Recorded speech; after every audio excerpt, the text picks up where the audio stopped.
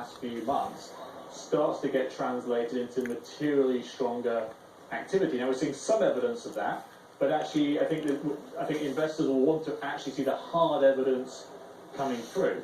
But what is certainly notable is there's a lot more in the price around the US market than around international markets. So we've seen the US market significantly outperform international markets, not just over the last few weeks or months, but actually for a number of years. So there's a lot more optimism about US growth in the price. I think some of the surprises we're now getting globally are outside the US. Again, not because growth is strong, but it's just coming through stronger than the market was anticipating. We're seeing that in Europe and in Asia. That's for sure. Richard Turnell, Michael Zezas, thank you both for joining us. Thank you. Taking a look at shares of Snap for a moment here on the second day of trading. As we said earlier, our parent, NBC Universal, has announced it's invested $500 million in the company. Stock broke through 27 earlier this morning, currently hovering just below that, almost a 10% gain. And as David said, impressive action for a second day of any new issue. It is, and certainly one would expect being helped by that news that Comcast, our parent, did buy off of the IPO. Remember, it was 200 million shares, 50 million of which were locked up for a year. So really, you only have 150 million shares that are actively being traded, and they are being traded quite actively. We had very large volume yesterday, but this is quite a strong follow-through. At this level, and by the way, there are some different numbers in terms of total share count on a fully diluted basis, but let's assume 1.4 billion. That seems to be a number many people agree with. I already made my money. $38 billion made a quick 300. Right now. Yeah, no, that's not about much. 37 or 38 times expected revenues this year. That's up there. I'm not a PDT, so I can't keep going. The price of it continues to move higher throughout the session. It was up 4%, then 6%. Now it's up nearly 10%. A lot of momentum behind this one, clearly.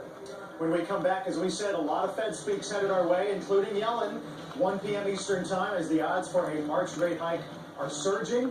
Probably no surprise, the markets are going to stay quiet for the time being. Dow's up 1 point. We're back in a minute.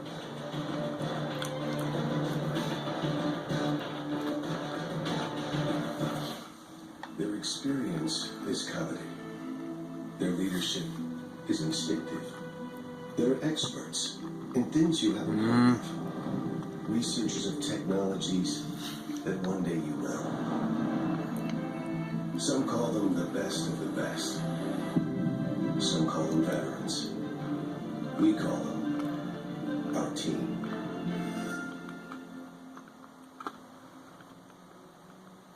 The power of a low volatility investing approach. The power of smart beta. Power your client's portfolio with Power Shares. Before investing, consider the fund's investment objectives. It's not looking like it's going to go up much more. But you never can tell. E-Trade's powerful trading tools give you access Educated guess. analysis and a team of experienced traders ready to help you if you need it. It's like having the power of a trading floor wherever you are. It's your trade. E-Trade. Oh, volume. From the moment I arrived in this country, I've been an entrepreneur. I've invested in hundreds of successful companies. I'm being pulled in every possible direction.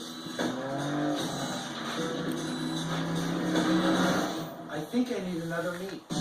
My search for the partner starts now. Marcus Lemonis offers the ultimate job opportunity and The Partner series premiere. Come on, break one way or the Watch other. the first episode on demand now. You do all this research on the perfect car, then smash it into a tree. Your insurance company raises your It's rates. usually a good sign. Maybe you should have done more research on them. For drivers with accident forgiveness, Liberty Mutual won't raise your rates due to your first accident. And if you do have an accident, our claim centers are available to assist you 24/7. Call 1-888-660-5644 for a free quote today. Liberty stands with you. Liberty Mutual Insurance. Who gives you the best in-home Wi-Fi experience? I assume Wi-Fi is important in your home. You can't live without it. Computers, tablets, phones. How does your Wi-Fi keep up? Seems like it drops out a lot. Did you know Xfinity has the best in-home Wi-Fi experience? No, but I'm going to try it out. Well, we're going to put this to the test. Let's pretend this is your home. Look at the devices! Here comes Kit, Elena, Joe. Something different? This is great. Crystal clear. I'm going to have to make the switch. Get started with Xfinity Internet from Comcast for only $19.99 a month for 2 full years. Yeah, Call or visit an Xfinity store I'm today. kind of crippled tripled. I could buy Welcome back. Some headlines some right here at coming out of the US $26.80, Monetary Policy Forum here in New York. but then I wouldn't be able to sell it until Monday. And that's risky. Kelly, I'm here Too risky for me. Monetary Policy Forum with a who's who of Fed officials. First ones to speak out of the box, Jeff Lacker, the hawkish Richmond Fed president, making some hawkish Sure would have been profitable though. Profitable in a though. mid-1960s pre-inflationary moment where you have stable inflation, not too much concern about what's going to happen. Meanwhile, in the policy, in the fiscal regime, in the monetary regime, inflation was brewing. He's warning of the complacency that led later on to the 1970s inflation, and says history shows that inflation stability can be suddenly lost. He suggests that monetary and fiscal policies need to watch out because they could be in conflict. And it goes through a fascinating history of the 1960s when indeed they were, when Lyndon Johnson brought the then Fed president, as Fed chair, down to his Texas ranch and exhorted him not to raise rates.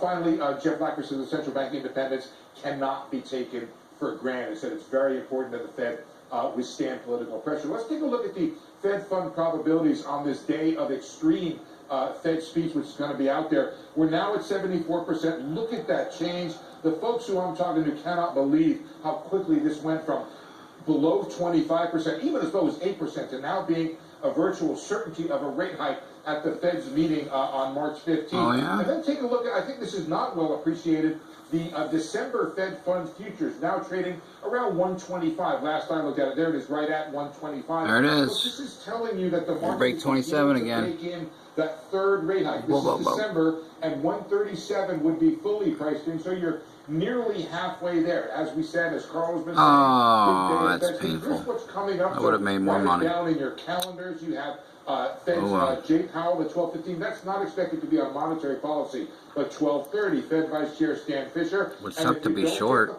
Half an hour later, there comes Fed Chair Janet Yellen, who should, I think, pretty much bake in, if it's not already, the idea of a March hike. I would be very surprised, guys, if she were to lean against where we've heard the committee has been over the past several days. Yeah, Steve, some have tried to do some work looking back at meetings where odds were 50 or better. How many times the Fed didn't come through? It's hardly ever. Hardly ever, yeah. I mean, this is what it's about, is that the Fed is cool raising rates. It doesn't want to surprise the market. It wants to have everybody... One share. It's going to go up. You price it in, it's going to go up. Then we can raise rates. Must be HFTs and when it's not, it means that there's some or dissonance, and the Fed doesn't really like to raise rates in that environment. This is an environment where... oh, there it is. I mean, look, son of a one day when bitch. most of this action happened. We had Kaplan on in the morning, and then there was Bill Dudley later on. I love leaving money on the table. That all seem to coalesce around this idea of a sooner rather than later. I think it was Williams who said March is a distinct possibility. It's only about... We had Kaplan say we should do it because we can do it and not wait. And then there was Bill Dudley with his phrase... about $500. ...case for hiking rates, and that was that repricing. I have not seen the market ever rebound this quickly, but I will say I thought it was underpriced before that. There's the volume. All right. Thank you, Steve. Steve Leisman. Sure. Of course, we'll be checking in later on. All right. Making me sick. I'm going to turn it off now. Here, Congressman Greg Meeks weighs in on Squawk on the Street. If you're still in it, good for you. See ya. This is my headquarters. This is where I trade.